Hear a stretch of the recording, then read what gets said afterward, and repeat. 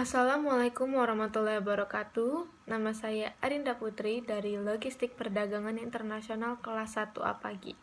Kali ini saya akan menjelaskan sedikit mengenai pengaruh gawai bagi generasi milenial.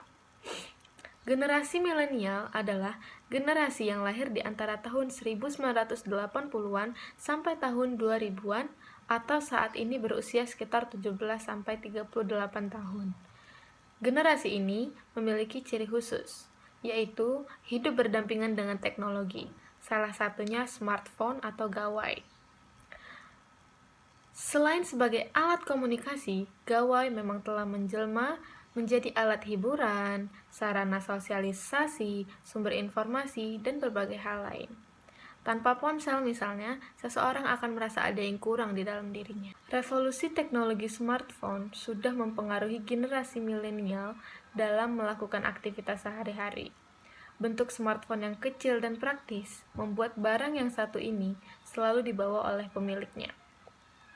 Smartphone didukung dengan aplikasi canggih sangat berguna bagi generasi milenial untuk berkomunikasi dengan mudah, cepat, hemat, tanpa batasan waktu dan tempat.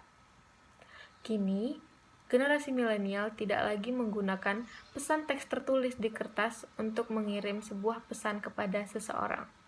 Tapi, apakah para milenial zaman sekarang sadar dengan kemudahan dalam bidang teknologi informasi ini dapat memberikan kerugian selain manfaat bagi mereka?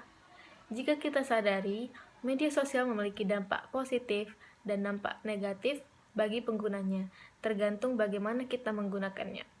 Apakah kita menggunakannya dengan hal-hal yang baik, atau kita menggunakannya dengan hal-hal yang tidak baik, atau bisa jadi kita menggunakannya hanya sesuai kebutuhan saja. Contohnya dalam dunia pendidikan, smartphone sangat mempengaruhi aktivitas generasi milenial ini. Seperti contoh dalam kasus pembelajaran, kini mereka tidak lagi gemar membaca dalam bentuk buku cetak, melainkan e-book atau sejenisnya. Dalam generasi ini, mereka juga memiliki kecenderungan untuk mengakses informasi dan memperdalam ilmu pengetahuan dengan cara searching di salah satu aplikasi mesin pencarian seperti Google Firefox, daripada bertanya kepada teman sebaya atau kepada guru. Salah satu fenomena lain adalah anak zaman sekarang juga lebih malas untuk menulis di buku saat guru memberikan pembelajaran. Kini mereka dimudahkan dengan merekam apa yang guru sampaikan dan memotret pada papan tulis atau layar LCD. Di beranda media sosial, kita juga bisa mengamati hal demikian. Dari mereka yang dewasa sebelum waktunya, imitasi gaya hidup ala sinetron, kebiasaan penggunaan kata-kata tak lazim atas nama tren, hingga jebakan anak dalam pusaran sara akibat lalu lintas informasi yang bebas diserap begitu saja dengan polos. Bukan untuk menyalahkan media sosial, justru sebaliknya. Media sosial adalah produk zaman yang tidak bisa ditolak. Tergesernya nilai sosial budaya pada generasi milenial dapat dilihat dari pola hidup mereka. Dilihat dari prakteknya, generasi milenial cenderung cuek menghadapi keadaan sosial.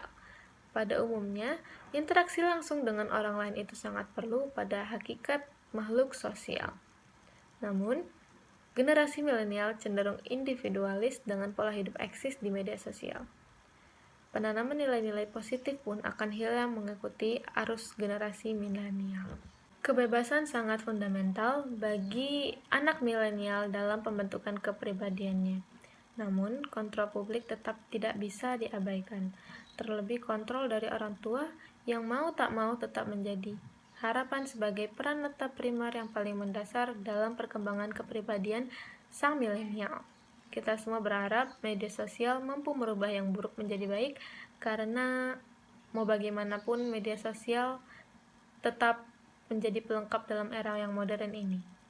Mari kita jadikan anak milenial sebagai anak yang mempunyai moral dan integritas tinggi karena penggunaan media sosial yang baik dan bijak. Terima kasih.